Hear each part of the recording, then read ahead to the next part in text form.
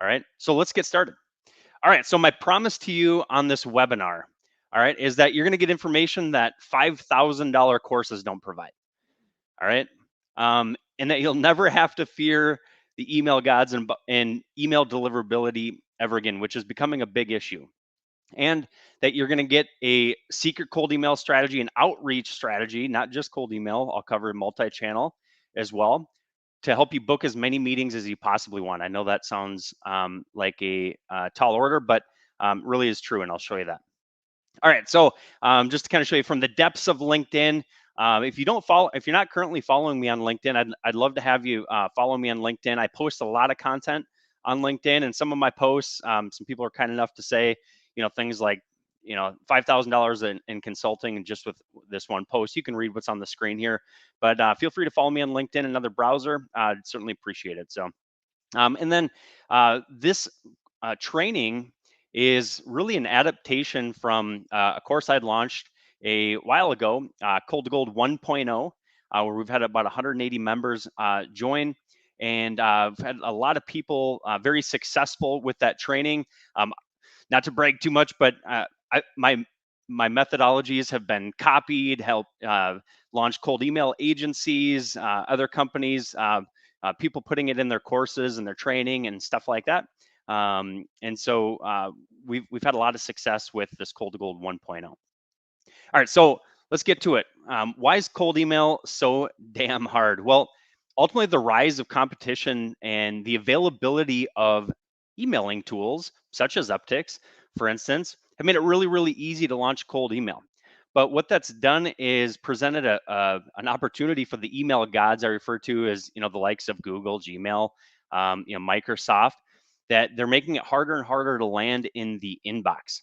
All right. And it's getting harder and harder because of that to get replies from your cold emails. And replies are really what you should be focusing on with cold email. Don't focus on getting a meeting. You need to focus on getting a reply. Okay. And we'll go through some more of that later on. All right. So that's why it's really hard. Why is it worth it? Every B2B professional has an email address. That's what I love about cold email. It's pretty easy to find people's email address. Done right, email can be scalable and efficient. We can get access to a lot of data, and we can make connections that can literally last a lifetime and change your business forever, literally. All right.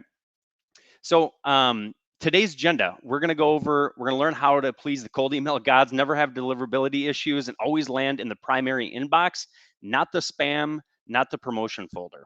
All right. And then next, we're going to go through how to hijack your prospect's attention using a 3-tiered cold email strategy that aligns prospecting efforts with ROI. Okay, that's really, really important. And then lastly, how to 2x your bookings with the perfect data-driven multi-channel sales machine that generates meetings on demand. All right. So who's this for? Almost anyone in B2B, really, whether you're a founder, owner, VP of sales, biz dev manager, a sales team, and even if you're doing outbound or inbound leads. If you're prospecting inbound or outbound, it works really for both. All right. So maybe in the past, you're not hitting sales meetings or sales targets consistently. Maybe a broken sales process, but you're motivated, you're innovative, and you want to learn better strategies, and you just like getting better each and every single day. All right. So I haven't really done a proper introduction of myself, but my name is Patrick Spielman. Of course, I'm the founder of Uptics. I personally, I have a wife and 2 daughters. I like to say #GirlDad. Uptics is my third B2B company, and I'm a Minnesota Vikings fan, as you can probably see with all my stuff around here. And my 2 girls are obviously the center of the world for me and my wife. And here's them a little bit older. So that's a little bit about me. A bit about my past. I said I've started 3 B2B companies. My first was part of Sculpture Hospitality, which is a restaurant and bar inventory franchise. I was fortunate enough to grow that business into a top 10 franchise within 4 years and won a lot of different growth awards. This set the stage for me to start my next company, Lead Engine, which was an outbound prospecting company. We booked appointments for other businesses, and I was successful enough to grow that pretty fast. But ultimately, that led to what you're seeing now in Uptics. Okay, so Uptics is an all-in-one cold outreach software. All right, but enough about me. Let's get to the training. All right, so lesson number 1 is how to please the email gods, never have issues with deliverability, and always land in the primary inbox, not the spam or promo folder. All right, so some of you might be wondering, what is email deliverability? Essentially, it's your ability to land in the inbox. And landing in the inbox is really like building a dam. All right. It takes multiple strategies stacked one on top of another, one by one, to make sure that you land in the inbox. And if you don't build and stack these strategies one by one on each other, you're essentially going to be building a house of cards. And we don't want that. So that's what we're going to go over in this training here and show you exactly how to not do that. All right. So, first of all, starting out, I've got a warning: never send a cold email from your real company domain. So, like Uptics website is uptics.io, right? Um, and we do not want to send our emails from our core domain. So what we want, the problem with that is, let's just say you're going to send 900 cold emails. I'll just pick a number out. The math will make sense more in a little bit. When you send it from one domain, the chances that you're going to land in spam and burn your domain over time is 100%. If you're doing email with any sort of volume, you're going to end up landing in spam, and that's going to cause a problem, and that we don't want. All right, so essentially the no man's land of spam. We've all seen it. You go into Gmail, you never check your spam folder, and if you do, you never reply. Right? We do not want to land here. Okay. So the solution is something we call domain distribution, i.e., burner domains or synonym domains. Okay, so what it is essentially is we spin up domains similar to your existing domain, all right, and we spread the load of sending between each of those domains. And what this does is it reduces our spam the problems we might end up with spam. Now, our goal isn't to spam people, but the email algorithms have gotten really, really good at detecting, automation and all this kind of stuff. So we want to try to mitigate that as much as possible. This is one strategy. I'm going to be going over several more. Ultimately, what we want to do is we want to focus on results. We do not want to be focusing on, anything else other than, closing sales, booking meetings, that kind of stuff. So the more we can have less problems, the better. Now, the next step to that is piggybacking on it's sending distribution. So just like we want to split our sending between domains, we actually want to have multiple inboxes for every single domain. Okay, so this could be Pat at Uptics, XYZ, Eric, Dan, so on and so forth. So then our sending is actually going to be spread out even further. Okay, so the lower your total number of sends per inbox, the better. Okay, I recommend doing at least 3 inboxes per domain. This reduces our chances of spam landing in spam even further. Okay, and again, it's not that we're spamming people, it's just that the algorithms have gotten really, really smart. Okay, it's really, really hard to just continuously land in the primary inbox. All right, so how to structure your domains. First of all, just enter in the chat quick in the comments. I want to know if anyone even knows what a burner domain is. Just type a yes or no quick. All right. Essentially what it is, as I mentioned, we spread our sending across multiple domains. So example, domain A, you might have a .com. So here's an example, pat at getuptics.com. All right, is my email A, it's Pat. Domain A, getuptics.com. Domain B, getuptics.co. getuptics.io. And then each one of these emails is going to be layered on top of each other. So we have 9 different inboxes for every single domain. Minimum is my recommendation there.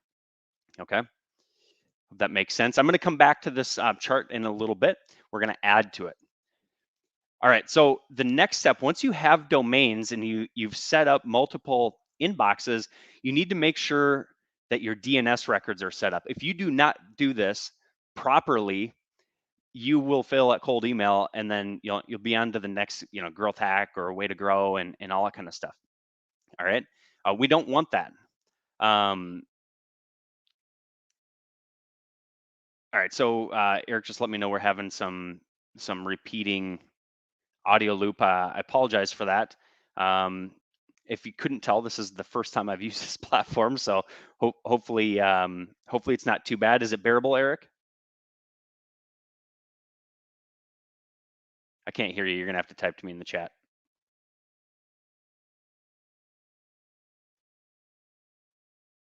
Sorry, everyone. I just want to make sure. Everyone can hear me properly and we're not having feedback problems. Okay, I'm gonna keep rolling because this is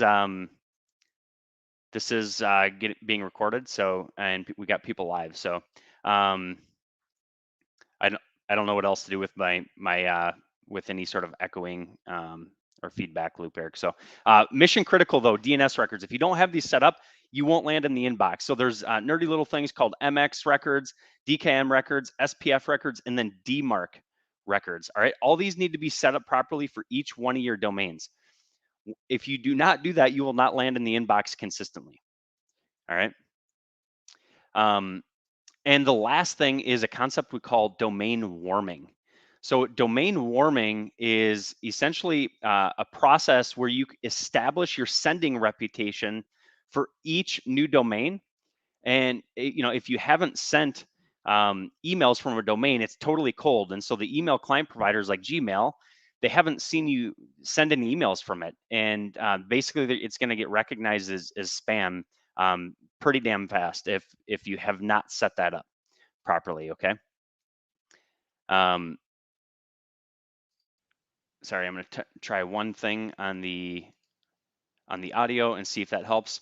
All right, so that's domain warming. It's a process that we go through in which we start sending emails from your domain to establish credibility with the email client providers. The next key to sending success and landing in the inbox is your volume, throttling your volume back for each domain, and doing that distribution that, as I showed you, is one piece to that. Okay, and we want to send plus or minus 100 emails per day per domain, and again, the less the better. There's a something called a CTD, excuse me, custom tracking domain. If you're tracking things like opens or clicks, you really shouldn't be doing clicks with cold email. You need to make sure you're setting up a custom tracking domain. It updates and customizes the tracking pixels from platforms like Uptics to ensure that the pixel is using your domain. That helps with deliverability. The next is that distribution, spreading the load, as I mentioned. The next is a concept called syntax, which you've maybe never heard of. You probably have never heard of this, right? Basically what it is it's a concept to rotate the content in your email so you're not using the same template over and over again. When you do that, you can end up landing in the promotion tab, and that decreases your open rates like drastically. Okay, so we want to use a concept called syntax, and I'll build on this and I'll explain this more later. And then lastly, we want to always validate every single email address. A platform like Uptics, we built in email validation. It basically pings the servers, make sure that the email that you're sending to is a real domain and you're not potentially damaging your domain reputation by sending a bunch of emails to emails that don't matter. You'll end up landing in spam that way with too many email bounces. Okay. The next piece in terms of landing in the inbox, and a lot of people don't know this, but the formatting of your email actually matters. Everything. So from bullets, bolding, italics, font size. So you want to keep your emails as plain Jane as humanly possible. Okay. And that tracking domain that I just talked about that people love to use, and I like to use it too, of course, but that can actually impact your ability to land in the inbox. All right. Sending links in email, that's a no-no. It's a best practice not to use those. Okay. Maybe you can use it for like a second or third email or something like that if somebody's opened your email, but do not use these in your initial email unless you're doing like crazy low volume. All right. And then the words that you say in your email actually matter. Okay. So you want to use words that don't end up triggering spam filters. All right. And then files, do not attach files into your cold emails, please. That's a big red flag, especially zip files. All right, we don't want any of those in our emails. That's going to impact our ability to land in the primary inbox. All right. Okay, so moving on here. you're probably thinking, oh shit, this seems complicated. How am I actually going to benefit from cold email? Well, I'm going to tell you here. All right. So stay until the end. I'm going to show you everything that can help you with this with, pretty much little to no effort. Moving on to lesson 2, how to hijack your prospect's attention using a 3-tiered cold email strategy that aligns prospecting efforts with ROI. This is a big key to success. All right, this is probably the biggest lesson of all 3 of them. I have a ton of content to get to. All right, in this. So here's the problem. Typically, people, when they launch outreach campaigns, you have your campaign and then you dump all of your prospects. All right. Not all leads are created equal. And given the opportunity, they will sabotage your business because you'll waste a bunch of time on leads that don't matter. Okay. So here's the solution. Segment your leads based on estimated business value. We bucket them into an A, B, and C list. So A lists are our highest value leads. B lists are medium value leads, and C lists are our lowest value leads. All right. And then our outreach efforts, which I'm going to get to here in just a second, are going to align with that value, how much time we invest into each one of these. All right. So we got our ABC list. Our A list is going to be our high touch effort, B list, medium, and low. And we're going to spend about 60% of our time on our A list, highest value, people are going to pay us the most money. B list 30% and 10% on that C list, right?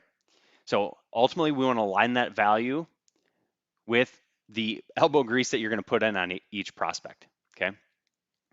And then the strategy, the way this works is our A list, to align the strategy with the dollar amount, our A list, we put in the most human effort into the process.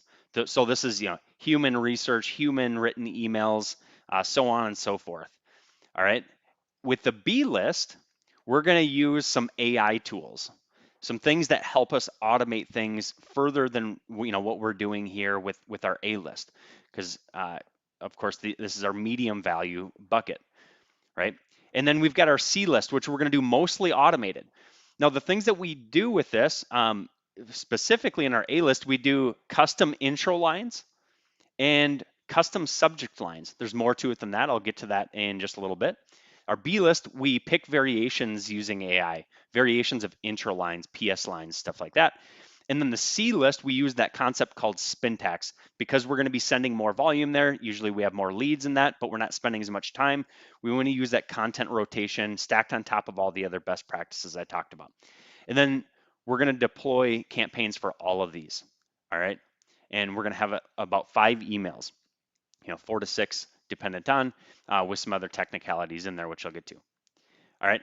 So now I want to walk you through, here's that chart again that I showed you before where we have our domain A, B, C, inbox A, B, C, right? We're going to align each domain with the strategy. So every domain, the .com, the .co, the .io is going to be used with our A list.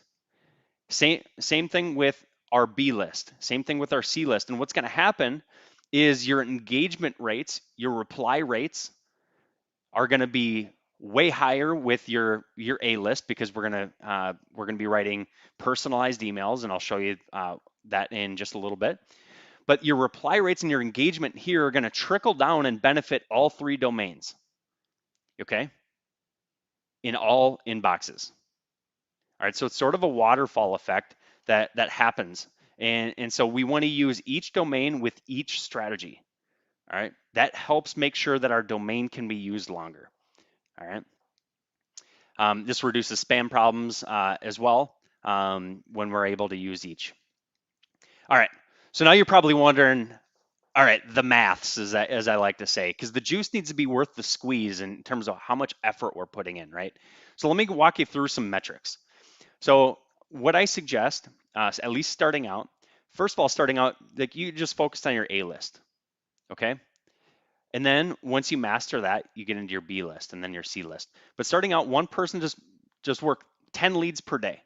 You should be able to achieve about a 70% open rate and a 25% reply rate.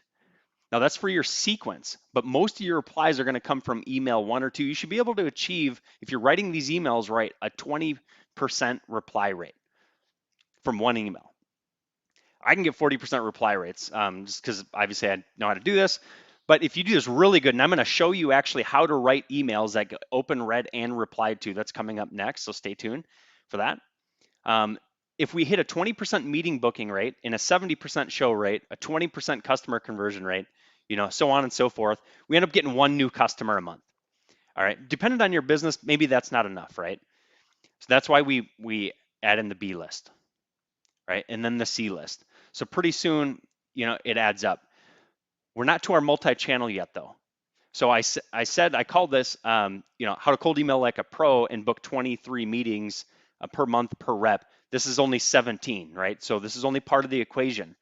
The beauty with email here is that we're going to leverage this data later on and to our advantage, and we're going to hit a multi-channel and really crush our follow-up process. All right. So right now you're probably thinking, but Patrick, these are a lot of emails. I'm not going to spam people.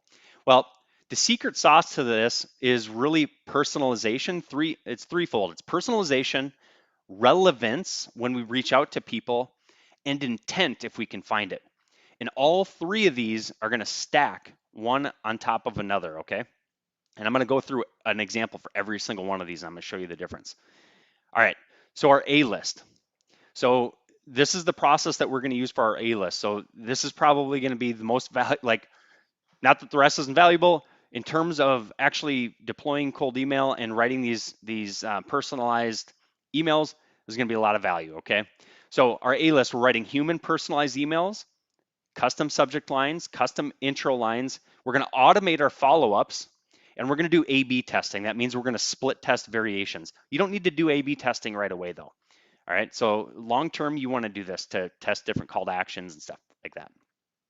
Okay, personalization. Personalization is not just inserting the person's name or company. We're way past that. All right, we need to actually show effort, which is ultimately going to really about 5x our results. I don't have the exact number. It's pretty darn close. That means we're going to need to do research on the person and our company. Okay. And we're going to follow this framework with our email. We're going to personalize. We're going to open it up with a personalization. We're going to surface level a problem they might run into. Now, there's multiple cold email frameworks, so this is just one. I don't have all day to train on that. This is the one just starting out that you want to use, okay? Then we're going to bring up a solution and then a call to action. So let's see what this looks like. All right, so here's a personalized email. This is an example, of course. We've got our subject line, insane value. So if you're bucketing your leads into ABC list, you should be qualifying every single lead beforehand. All right, and we should know a little bit about the prospect as we're doing lead research. All right, so subject line is going to be insane cold email. So our personalization example, Patrick, been following the insane value about cold email in your LinkedIn posts. Keep up the great content. All right, I immediately, and this is simple, right? But I immediately know this person actually went one level deeper with me to find something out, and which is a lot more than 99% of people who don't do this and just do a fully automated approach. That gets my attention. Personalization doesn't get you all the way there, and that's why we're going to stack relevance and intent. So that's coming up. All right.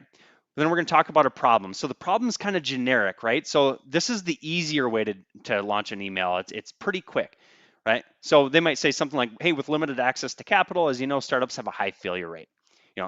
Fundco gives companies like Nova, Line.ai, Amply, access to capital without dilution or loans. Worth a chat. All right. So that's just an example of our personalization problem solution CDA. We do not want to ask people for a meeting in our cold email. And definitely don't ask people if they're available next Thursday at 3 o'clock or any other time. We don't want to be presumptive, right? We got a date before we get married. All right. We just want a reply. Okay. And this email is already better than 99% of the rest. It's only about 46 words. It takes about 5 minutes per lead. And if we do it right with this personalization and research, you can book about 2.5 to 5% of these for a meeting. We got to make sure we have the right lead list, qualify them, do all that kind of stuff. But the next level to this is relevance. which starts with proper list building, making sure our emails are relevant to people. So we need to target the right prospect with the right message. All right. And the framework looks very similar to the last, but we personalize. We raise up a relevant problem to the prospects and a relevant solution to them with a call to action. So here's how it looks. Same subject line, right? But personalization is the same as well. Sorry. Been following your same value on cold email and your LinkedIn posts. Keep up the great content.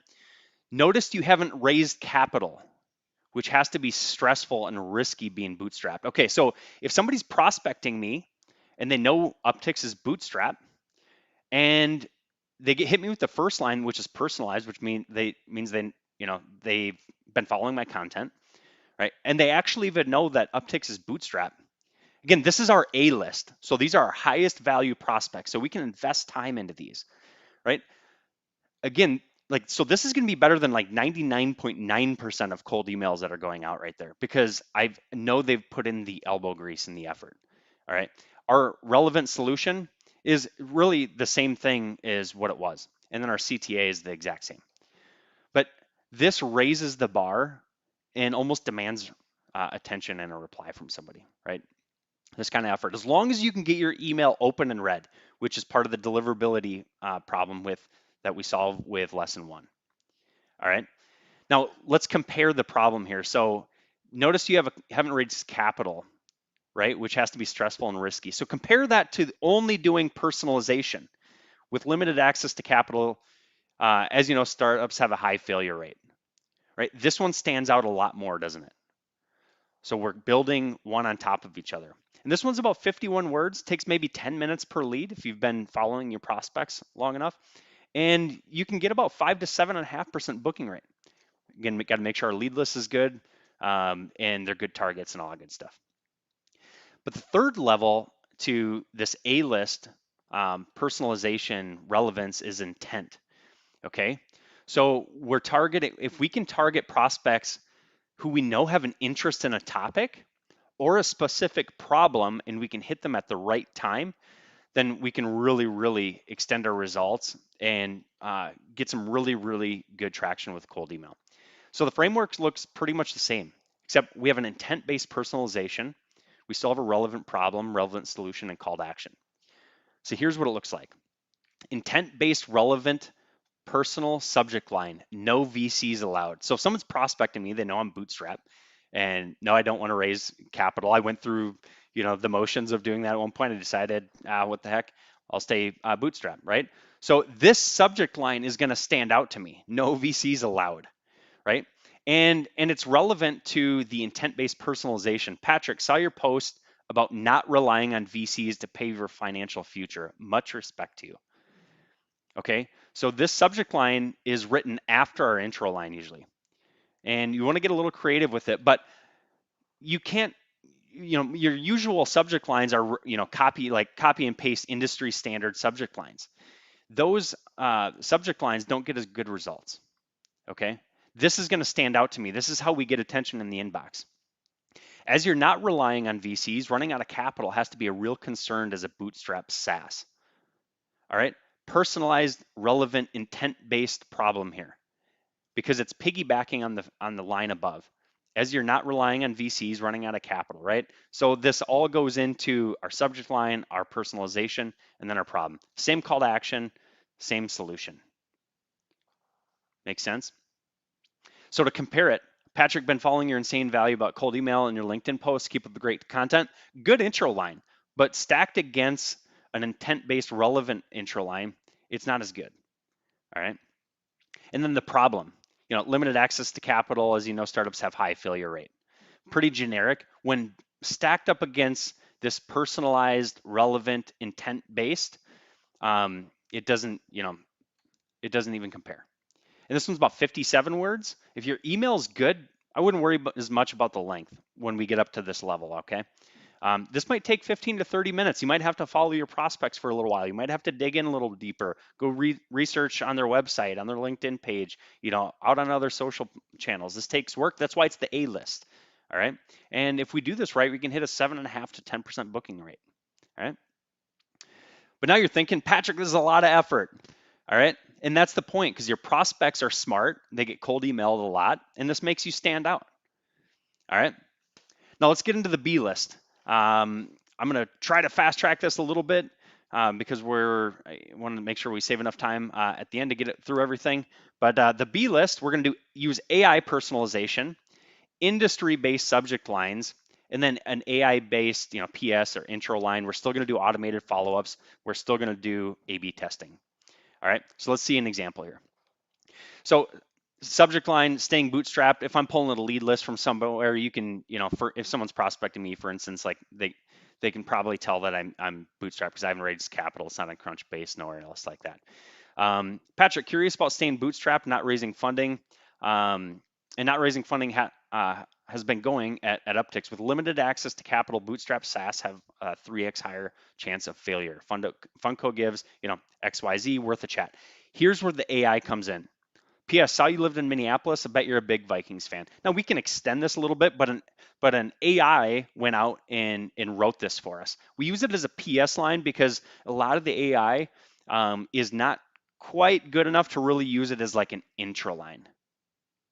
Okay, it's getting there, but we like to use them as a PS line. Okay, and this is our B list, right? So they're not as high value of prospects, right? And so we can't spend as much time on them. All right. So this one's going to take maybe 1 to 2 minutes per lead. Once the AI is generated and done like the work for you and you've qualified the leads and all that kind of stuff, you just have to pick a variation, but your booking rates aren't going to be as high. All right. Now we're C list. So as we talked about before, we're going to get into spin tags. So these are going to be mostly automated. I call them generic emails, but we still want to make sure that it's specific for a prospect. Use that spin tags for contact and rotation. Helps with deliverability, especially as these are more automated. All right. We're going to use automated personalization, like inserting maybe a day of the week. This is where we're going to just essentially be using like company name, other merge fields, and stuff like that. We're still going to be using our automated follow-ups, of course, to maximize our time, and definitely want to be A/B testing with these because we're going to be sending more volume. So in this bucket, we want to do about 40 per day. All right, per rep. So let's see an example here. All right, so our personalization subject line is the same. Personalizations like Patrick, happy Wednesday. Was curious how staying bootstrapped, not raising funding has been going for Uptics. Right, so we want to try to hit them with something a little engaging, raise a question, right? With limited access to capital, bootstrap SaaS have 3x higher chance of failure. It's the same email as before, except we don't have our PS line. All right, it's a little bit more generic, but it's still targeted towards the right prospect. So we need to obviously make sure we do that with our lead list building. All right, this one's about 52 words and only takes about a minute per lead, but it gets us a lot lower booking rate. And because we're sending more volume, we want to rotate content. So a system like Uptics does this. These nerdy systems for cold email. But here's how it looks like. We'll write multiple variations of our subject line, all basically regarding the same thing, except the system will take care of picking one of these variations, right? And then same thing. So we basically just break our email into our different lines: subject line, personalization, problem, solution, CTA, and we just write multiple variations of each, and the system will take care of rotating those. This creates thousands and thousands of different variations, helps with deliverability long term, especially since these ones are going to be a little bit more automated. All right. So some of you might be thinking, but Patrick, how am I going to A/B test variations? So I get this a lot. How are you going to know if I do the spin tags thing that I get great results? Well, ultimately, A/B testing is useless unless you can get your email in the inbox. If you can't get landed in the inbox, so this deliverability thing is really important. A/B testing doesn't matter. Outside of that, we can do different methodologies for A/B testing. So we could do like a problem focused, a benefit focused A/B test, test different call to actions, do some things there. All right. So quick reminder: our A list, our highest value; B list, medium value, right? And our C list is our lowest value. In our prospecting efforts coincide with those, how much time we spend. All right. I haven't spent a lot of time talking about follow-up emails yet. All right, I'm less in love with follow-up emails. We definitely still need them. So we're going to use about 5 emails. But ultimately, it's really your first email that gets most of your results. So here's what your follow-ups are going to be. I'm not going to spend much time on the content. Just keep your follow-ups short, sweet, to the point. Don't annoy your prospects saying, hey, I emailed you the other day. Like, don't bring any of that up. Just build on the first email, right? So email number 1 is going to go out day 1. Number 2, day 2. Email number 3, day 7, or right around there. You can play around with this. Something you might want to consider is unenrolling your contact if you have not gotten an open by email number 3. Okay, we don't want to be sending emails to people that aren't worth sending emails to if we don't have the data to tell us that we should be emailing these people, right? This will help lengthen the life of your domains. Okay, and email 4 and 5. I'm not a huge fan of like breakup emails necessarily. You want to keep opportunities open for follow-up, but that's kind of the structure there. But I'm not going to get into too much content on that. I got to get into lesson 3, which is how to 2x your bookings with the perfect data-driven multi-channel sales machine that generates appointments on demand. So, I said that this training would show you how to book 23 appointments, and I only showed you 17 of those with this email strategy. All right. So let's get into that. All right, here's the multi-channel approach we use. So once they've emailed, we're based on activity. If they have opened and replied, and not replied, excuse me. So open, yes, replied, no. We're going to put them in a calling list. And for our calling list, we're going to prioritize based on ABC. So we're going to make only up to 2 phone calls. You can play with this how you want if they're in the C list. We're going to add 2 more phone calls if we don't connect with them, if they're in the B list. And then we're going to add 2 more if they're in the A list. So the more value they are, the more we're going to reach out to them. All right. So that's if they've opened and not replied. If they don't open at all, what I suggest doing is we put them into like a LinkedIn, a social campaign, view their profile, follow them, connect with them. And if they're in the A list, actually engage with them, reach out to them using these same concepts. And then if we don't get anywhere from there, then we're gonna bump them into the cold email bucket. Okay. Is this making sense? Does this multi-channel thing up to this point, I've just been rattling on here. Is this making sense? Is the A list spending a bunch of time on our highest value prospects make a lot of sense, and spending less time on our B list, our C list, or multi-channel? Is this just a quick yes or no? If it is, just to get a little feedback loop here. I know we got a ton of comments. I haven't been able to keep my eyes on them. I got Eric and Bebek pinging me, telling me I got to slow down here, but got a lot to get to. So just let us know for if we're hitting the spot here. So we're getting some thumbs up. And my comments on this platform are a little bit lagged behind. I apologize. So at the mercy of some of the software. So awesome. All right, we're gonna keep trucking along. We're getting close here. So let me show you some of the phone metrics. So if you follow this, where if someone's opening an email and not replying, they're gonna go into this A call list. All right. So under the assumptions that I have with the email model that I showed you, we're gonna have about 114 leads, right, with our A list. 6 calls. It's gonna total everything up.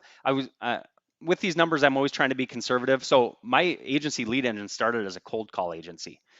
All right, so ultimately the number I'm looking at is this call to booking. I know we can hit a 1% call to booking. We hit a 2% as a company for ourselves. So I'm trying to be very, very, and anyone who's doing cold calling know that a 10% connected, a 10% meeting rate, pretty low. But I want to be realistic. Okay, so by the end of it, our A list, we should get about 7 meetings a month.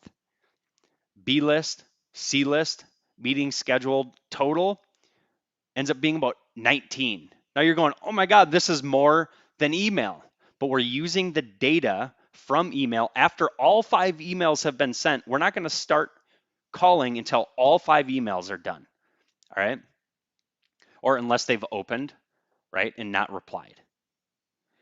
So we lead with email and we follow up on the phone. And now I said 23 meetings in a month. If I would have told everyone that you can hit 30 something meetings in a month, nobody would have believed me. So I lowered the number a little bit. Okay. Hope nobody minds, but um, we should be able to hit about 19 meetings on this just with the phone. But we don't stop there. So if they fall into our social bucket, let's just say LinkedIn, for example, and now there's limits on LinkedIn, and there's certain ways that we want to approach people on LinkedIn. And when we do that, we want to use the personalization, the relevancy, and the intent-based fundamentals we learned from email to approach people on LinkedIn as well. Really, it works both ways. All right, and we can definitely do that with our A list, right?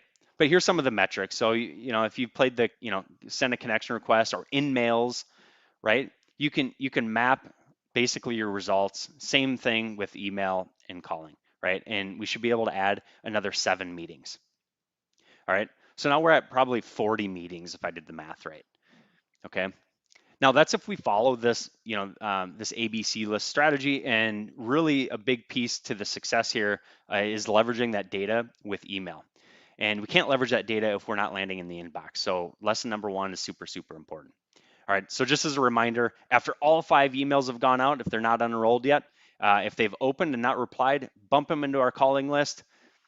You know, if they have not opened, put them into the LinkedIn channel, and then loop them over to calling if they have not, if you haven't heard back from them after that. Okay, so we've covered a lot. Now, I want to do a quick recap. So far we've learned how to please those email gods, you know, Gmail and all those, and not have deliverability problems. So that's the biggest thing in terms of any cold emailing, no matter what strategy you're using, is to make sure we're landing in the inbox or you won't get any traction. All right. How to use that 3-tiered cold email strategy that aligns our prospecting efforts with ROI. Okay. And then how to 2x those bookings, actually even a little bit more, right? So with a multi-channel, sorry, got distracted. So right now you're probably thinking, I have so many questions, and obviously we're at 45 minutes here. You might be thinking, how do I actually set up these domains properly? How do I research prospects? How do I write those highly personalized emails? You know, what should I say in my follow-up emails? What tools are you using? I get that asked this all the time, of course, which is a little bit silly sometimes, but maybe you don't know me that well, right? What tools are we using? And there's more tools than just Uptics, but how do I know if my email delivery is on point? How do I warm up those domains to make sure that I'm actually landing in the inbox, right? What do I use for these AI intro lines? And how do I automatically distribute my emails for sending? And how do I use the spin tax thingy, right? Which is a foreign concept for everybody. So there's really 2 ways to do it, okay? 1, there's the hard way, and 2, there's the easy way. The hard way is to figure all this stuff out, right, by yourself, trial and error, waste your valuable time, try something else out on the internet with somebody that you don't know who you're getting. There's a lot of smart people out there, right? Or worst case, you know, you do nothing and just kind of go back to the way things were, right? Our comfort zone, so to speak. Or the easy way would be to get everything done that you need for cold emailing in one place, know exactly what to do in every situation, step by step, everything from deliverability, segmenting your leads, copywriting tools, multi-channel, automation, right? So you can focus more time on closing sales and less time on the problems of actually, you know, booking appointments and all that kind of stuff. All right, so I want to introduce everyone to Cold to Gold 2.0. And I do have that gift for everyone still, which will be coming up in just a second. This 2.0 will make sense. Cold to Gold 2.0 is the next evolution of my Cold to Gold 1.0.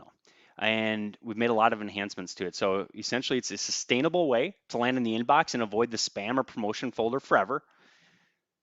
A powerful 3-tiered cold email strategy, similar to what we just talked about, to convert high, medium, and low value prospects at the same time. All right. And then a proven step-by-step multi-channel cold outreach strategy to book as many highly qualified sales meetings as you want. A lot of this stems from my outbound agency and what we did for other businesses to book appointments. We did a multi-channel approach as once we added that from adapted from just calling. And a fully pre-built B2B selling system that generates meetings on demand, pre-built. All right, so let's dive in. So just to give you a quick little under the hood here, so Cold to Gold 2.0. Inside of, we have a university, Uptics University, have a number of sales courses and stuff like that. So you'd get access to Cold to Gold 2.0 online. We have weekly events, right? Weekly support calls to help people implement everything that you learn, and when you need support to help, deploy your cold email strategies, make sure you've got the best practices, best strategies. You've got somebody to lean on, a shoulder, so to speak, right? And I mentioned pre-built. So inside of Uptics, which is of course our software, we've pre-built everything. Literally everything. ABC list. We even have a couple little bonus things I'll go over in a second. Even our workflow automations, everything from our sequences all the way to our emails. Even our smart list. We have a concept called smart lists and Uptics. So as your prospects are engaging, if they're opening emails, if they're replying, not replying, if their lead quality is A, B, C, they go into different buckets and automate things for us. Tell us where to focus, what if they should go into the calling list, if they should go into the LinkedIn list. All this stuff happens automatically. And as I mentioned, pre-built sequences. So all the sequences are already mapped out. Pretty much everything's ready there for you. And if you're not familiar, as I mentioned at the very beginning, Uptics is an all-in-one cold outreach platform. So you can do multi-channel sales with cold email, calling, LinkedIn tasks. We also have the sending distribution, sending rotation that I've talked about. That is a cornerstone to ensure that you can land in the inbox with any cold email strategy. Obviously specifically the strategies that I'm talking about here today, right? We've got the spin tax feature that helps make sure that when we're sending emails, our content is staying fresh. Again, helps with deliverability. If we can't land in the inbox, we can't get results. And we have all the custom tracking, nerdy, cold email stuff, all the things to help you set up those DKM, SPF, DMARC, verification records, and all that good stuff. And then task management for all your personalized outreach, step-by-step process. So you can build tasks, make sure that every step that you need to, qualify your leads, bucket them into ABC, write personalization, all that can get managed in one spot. We even have our AI personalized intro lines, the PS lines that I'm talking about, and we're releasing an intro line product. So our PS product is a partnership through line.ai, and Uptics is building our own intro line product as well. And then lastly, a centralized inbox. Okay, so you've got all these domains, right? You've got all these emails. Well, it'd be a nightmare logging into Gmail for every single one. Inside of Uptics, you can manage all of your replies in one spot from all of your domains. All right. Now you might be thinking, but Patrick, I'm already using insert software. What makes Uptics so special, that I should change? Ultimately, we know that you have a lot of software options on the market, and we like to think we have a number of features, of course, that help. We're very similar to the products you're probably thinking of in the top of your head right now. Probably very similar. We have our nerdy like cold email features and certain things that we do differently, than other people. But the one thing that I can brag about outside of the software is Uptics puts the service and software as a service. And this is a screenshot of our Intercom account, which is our customer support. This is a brag to my team, and I post about this on LinkedIn once in a while, but for 12 weeks running, we've had 100% conversation rating. This means we've rated a 4 or 5 in every single conversation. My first 2 businesses, as I mentioned, were service-based companies. We service the clients every single day, every single week. We take service beyond, all right? And as a bootstrap startup, this matters. And if you're trying to implement a strategy like this, it's important for you to get the service that you need to be successful. All right. So here's what you'd be getting with Cold to Gold 2.0 and working with Uptics. So first of all, you'd get access to that online training, that step-by-step, how to implement this strategy, right? You'd be getting access to a 1-year subscription of our Uptics 300K plan. Not to go into too much detail, Uptics is usage-based. We don't charge for users. We don't charge for contacts. We charge based on how much outbound activity that we help you with, okay? So it's a lot different than most people are used to. 300K per year is enough for this strategy that we just talked about. It's $3,500 value. and you'll get access to that pre-built selling system. That entire environment inside Uptics we've already built, we can copy and paste into your account for you. All right. Weekly training and support calls. So that is handheld group support calls. You can get on every single week, ask questions, get help with copywriting, domain deliverability, just anything you possibly need help with, we're there for. All right. And also a private launch session. And all this totals about $20,000. Now, I'm not selling this for $20,000, of course, but in order to get access to this and get the information you need in terms of price, you need to book a call. And for today only, you can get access. If you book today, you can get access for less than an Uptick subscription. All right. Less than an Uptick subscription, but you got to book today. We're going to open this up for 10 people to join 2.0. All right. And after that, we're going to increase the price 1.5 to 2x, if not higher. Now, maybe you're wondering like, well, why in the heck are you, doing this?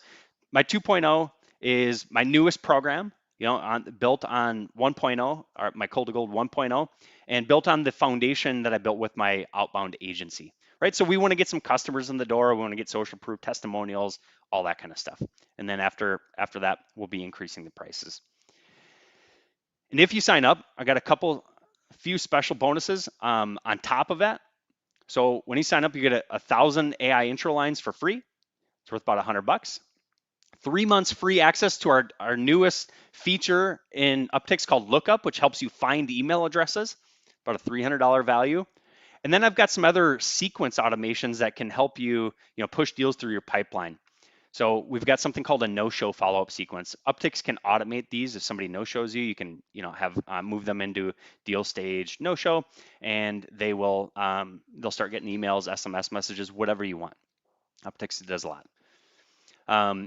Also an evergreen follow-up sequence, which maybe you're not familiar with that, but once you have people in these cold email sequences, if you don't hear from them long-term, doesn't mean you shouldn't reach out to them ever again. You might just want to let them cool off for 3 months or 6 months. We've got a sequence called an evergreen follow-up sequence that helps you do that automatically. And then this is a little bit of letting the cat out of the bag, but early bird access to a new feature and product in Uptics called Warmed Up, which is going to be that email warming feature. Okay, so that's going to be coming Q3, Q4, right around there. Get access to that. So all said and done, get access to the course and coaching, 1 year of Uptics, pre-built selling system inside of Uptics where we just copy everything over. You can get this launched as soon as possible. Weekly training, private launch session, those AI intro lines, the 3 months free, the lookup product, the no-show sequence, the evergreen follow-up sequence, and then the early bird access to Warmed Up. All right, so all that's about $22,000. Again, we're not going to charge $22,000. For a limited time, we're going to be doing it less than an Uptick subscription. Okay. And since you stayed this long, you can claim your free gift. The free gift is access to Cold to Gold 1.0. So I said earlier that the 2.0 will make a little bit more sense. So I've got a Cold to Gold mini course 1.0. That's worth about $2,500. That since you're on here, you can get access to since you joined live. All you need to do is go to learn.uptics.io to get access to that. All right, learn.uptics.io. And I think Eric's going to put that in the comments. All right. Now to book a call, I guess I won't go backwards. If you do want to book a call, we'd certainly appreciate it. You can do that with this link. Just type in bit.ly/cold, the number 2, gold, the number 2, Cold to Gold 2.0, basically. All right, so that's going to take you to Eric's Calendly page, be able to book a call. We don't do any stupid sales tactics, nothing, like no pressure. We're just like human beings. We like to add value. If it's a good fit, we'll let you know. If it's not, we'll let you know. But we can have a conversation. We can get into a little bit more depth about your situation, understand your business a little bit more, and see if it's a good fit. And if not, we'll let you know either way. All right, so we might have some questions in the comments here.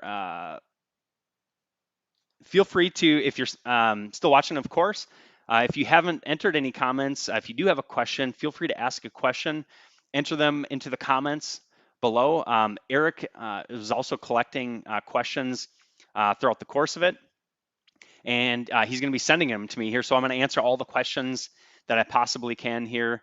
And I'll keep going until we're out of questions. So I realize we're 2 minutes just shy of an hour. I covered a lot. I really appreciate everyone attending. I'll just I'll knock out some questions here and we'll go from there. Let's see. Patrick, what do you think of using personalized video as part of your 3-touch email string? I love it. I love personalized video. So one of the services that we offered actually at my agency, we did one-to-one videos for our clients where we recorded the video and the reps sent it to the prospects. So I love it. Try to keep it under a minute.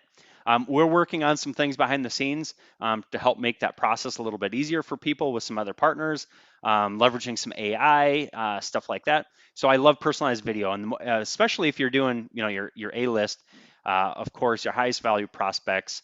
Definitely do it. The one thing that I would say with personalized video is it might be helpful to not do a personalized video for your first email and to understand if they're going to open your email. So once they've opened your email, if they haven't replied back, maybe target them with a personalized video once they open the email or shortly after they open it. That could really save a lot of your time. But personalized video, can do a lot of great things to your conversion rates.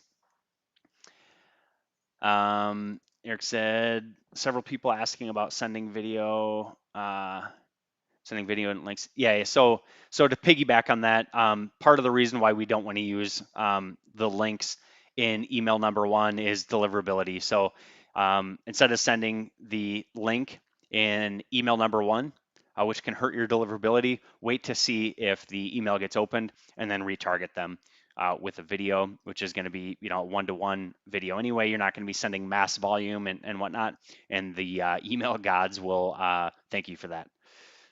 All right. What's your opinion on providing a Calendly link? Not a fan.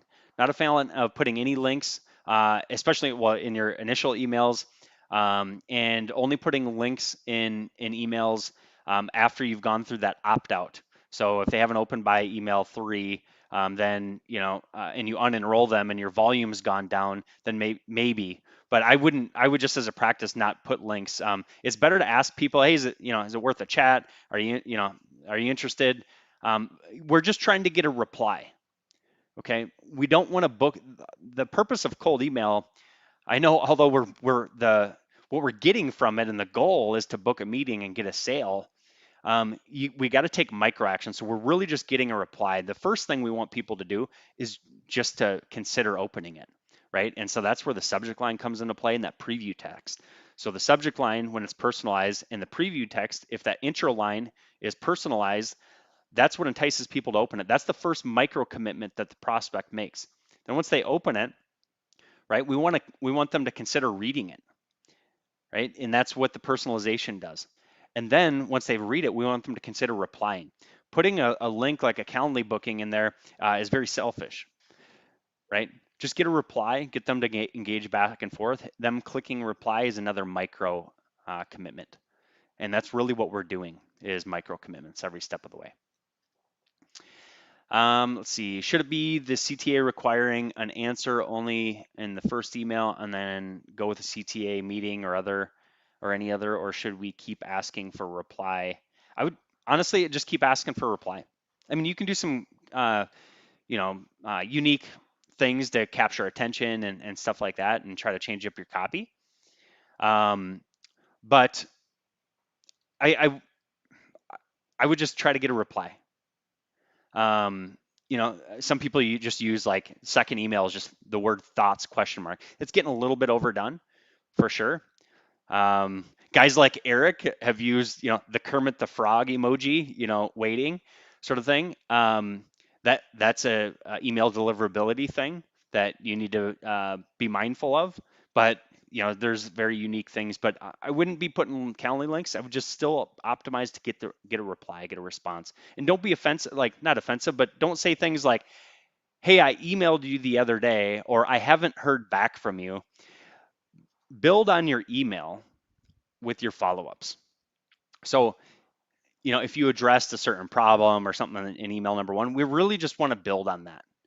Okay, maybe regurgitate something you said, or maybe build on that, throw in a case study, right? But we still are a testimonial, right?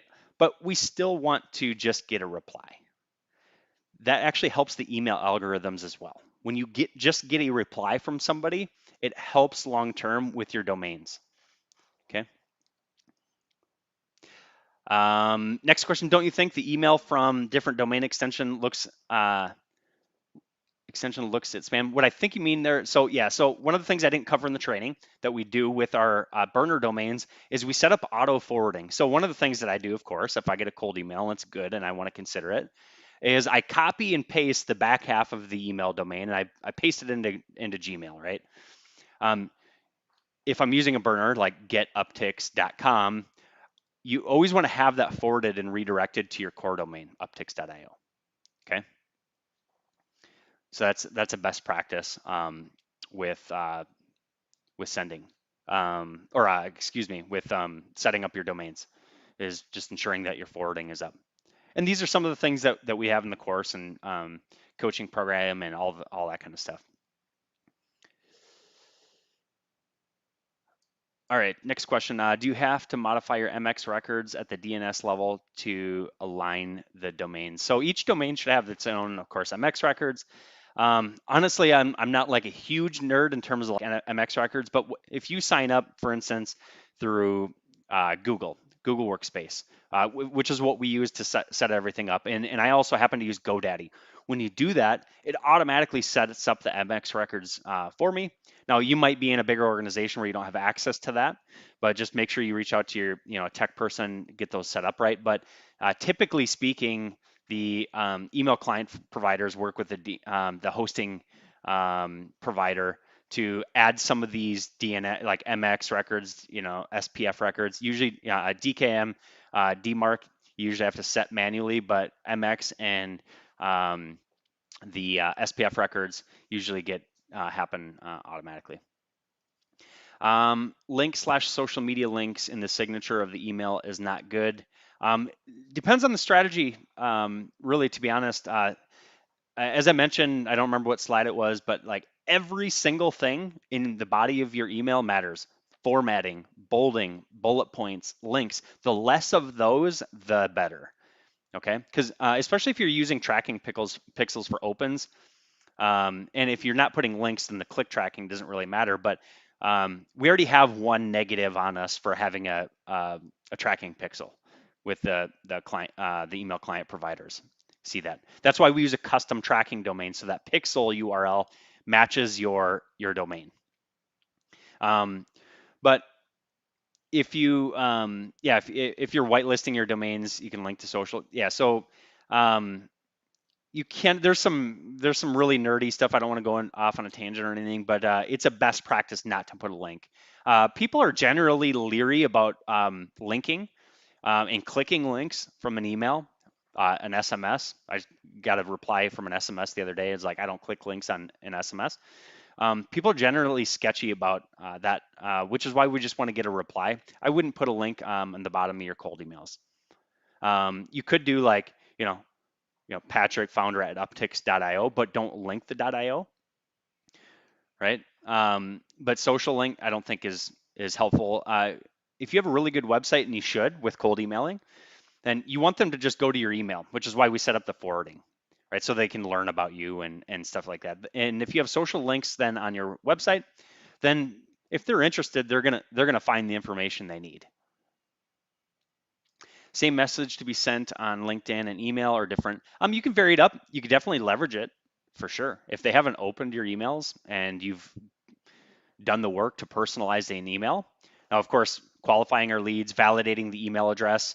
We don't want to email anyone that doesn't have a valid email address, so don't waste time. But if you've invested time in a personalized intro line or subject line, use it on LinkedIn, use it in an email. That framework with personalization, relevancy, and intent, I see people complain about in-mails, and it's because their angle sucks. But you could absolutely use that for an in-mail or a secondary message on LinkedIn. use it. The chances are the person's not going to remember your original email, and if they did, they probably won't care. Um, especially showing that you put in the work. Is Cold to Gold 2.0 support bulk messaging? Yeah, so that's strategy B, our B list and our C list. So in Cold to Gold 1.0, for those who don't know, it focuses basically just on your A list. So it was only for heavily personalized cold email. And I don't want to say that the course has a negative, but one of the negative pieces of feedback was like, hey, I can't spend this much time on every single one of my prospects. Can you show me how to add a more automated approach because my offer, my ticket size isn't that big. I can't spend this much time. That's what part of the reason why I built Cold to Gold 2.0. So we're actually adding even like more robust training on the A list, our personalized outreach.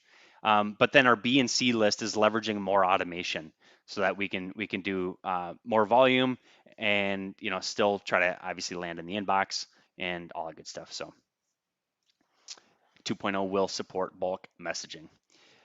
Next question. I'm not familiar with LinkedIn etiquette for connecting with them, following, etc. in order to get an appointment. Seems a little like stalking. I'd appreciate to hear from others on this, please. Thanks. Yeah, I mean, I'm a big fan of spreading things out. So the strategy that I subscribe to, and that's in the program, is a waterfall method. As I mentioned, we send all 5 emails first, as long as they've opened, right? We send all those first before we move on to the next channel.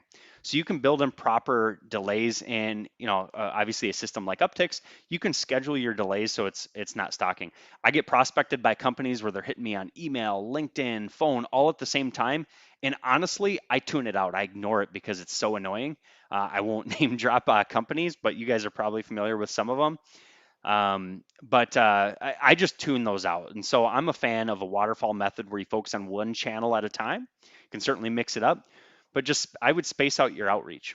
And when you do that, people are probably going to forget that you reached out to them, 7 days ago, or it'll just be like, oh yeah, that's right. That's the guy that sent me like the best cold email I've ever got, right? So yeah, just toe that line. If people are saying like, slow down, Nelly. Like you're emailing me, you're calling me, like you're reaching out to me on LinkedIn. It's just too much. It's really annoying. Then build in, longer delays for sure. Do you guys have something similar for selling B2C? Depends on the B2C. So this process can work in some B2C applications, like real estate, maybe even insurance, maybe even like mortgage brokers and stuff like that. And the concepts of domain distribution and spin tax and all that kind of stuff can also benefit a B2C environment as well. Some of the B list and C list concepts can also benefit that as well. In a B2C environment, an A list type strategy might not, that I've explained in this training anyway, might not make the most sense from an ROI perspective. But yeah, you can adapt, but certainly just dependent on. Do you guys have something similar for selling? Oh, that was a duplicate selling B2C. Is there any data on open rate versus personas and that classic generational gaps, how one responds? Yeah, so with an A-list strategy, the goal is really 60 to 80% open rates. The hard part with open rates, and which is why I'm a fan of monitoring reply rates, is that it's becoming harder and harder to track open rates. So you maybe heard of this, but like, Apple, for instance, with privacy and all that kind of stuff, they started doing things to make it harder for people to track open rates. So a lot of platforms struggle with tracking accurate open rates. But that's kind of a leading indicator for sure. But I'm a fan of looking at reply rates as an indicator. I don't have exact data on different personas and all that kind of stuff, but I can tell you the higher up you go in a company, founder, owner, president, CEO, and the larger of the company, the lower your open rates and stuff are. So it might make more sense to move up channel, focus on a lower level person, ask for an introduction to the next guy, to the next girl, to the next guy, to the next girl, or whatever. Right? But I don't have like broken down step by step based on personas. Should you call right when somebody opens your email? Uh, to the last question, like could seem like stalking. Totally up to you. If you're getting feedback, if it's more successful, I always say like just let the stats tell you. If you're successful at doing it, I would just try it. It's not going to hurt. In worst case, you get some feedback like, "Wow, that's creepy," right? I just opened your email, or you're going to get the, "Wow, you must be telepathic. I just opened your email," right? So that's more of a business decision that you have to make in terms of like calling them right away or not. So that's kind of up to you. My second email outreach is simply forwarding my first email with different content. No good. I always say like if what I say is wrong or full of shit, or if I'm full of shit, and the stats prove me wrong, then go with it.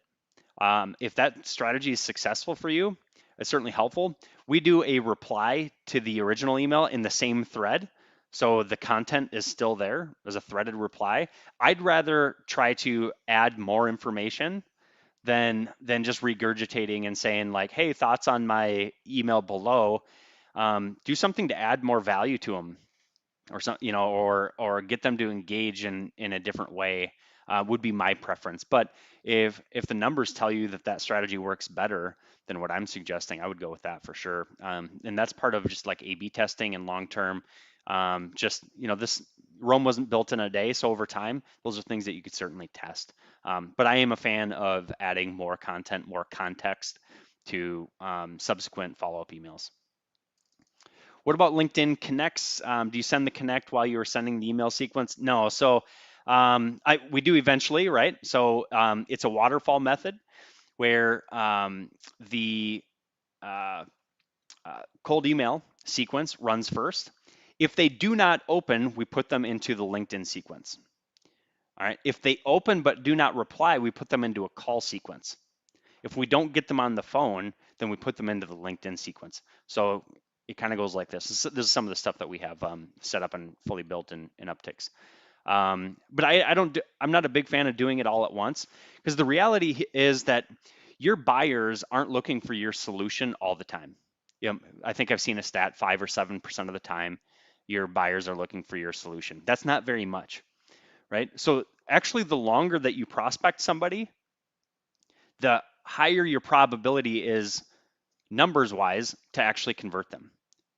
So the more you actually spread it out, the more that likely that it is that your prospects over that span of time gonna face the problem that it is that you solve. So if you condense it all into like one window, this is just my preference, I get really annoyed when people do it and I just tune them out and they have zero chance of getting my business most likely unless it's something I really, really need. All right, but chances are it's not something that the person really, really needs. So I'm a fan of spreading it out longer and increasing our conversion chances over the long haul. Hope that makes sense. All right, Eric, is that all we got for questions so far? So that's pretty much awesome. Well, I really, really appreciate everybody for attending. If you're still on and you are interested, we'd love to sit down, see if this is a process that is a good fit for you. Go ahead and book at that bit.ly/cold2gold2, and that'll take you to Eric's Calendly booking page. If I can join that call, I'll try to join the call. For a few minutes or something like that. But I really appreciate everyone's time and attention. Thanks, everyone. This is my first LinkedIn Live event, and I didn't originally think that we were going to get more than 100 people to register. And then I saw a ray of sunlight, and I decided we're just going to go all in. And we ended up getting, I think, over 1,100. I know people are busy, so not everyone was able to join, but I think obviously a lot of people watch the recording. I hope this added a lot of value. Would love if you followed me on LinkedIn, send me a connection request. If you haven't, put in the word webinar if you do, But follow me on LinkedIn, connect. If you don't book a call, I'm posting on LinkedIn all the time. Leading up to this for the last couple of weeks, I've just been crushing cold email content on my LinkedIn, just free. That's where some of those comments come from, but we'd really appreciate it. Really appreciate the support and you coming on and taking the time out of your busy day. Hope I had a lot of value. Feel free to reach out. But until next time, thanks everyone, and we'll see you soon. Bye.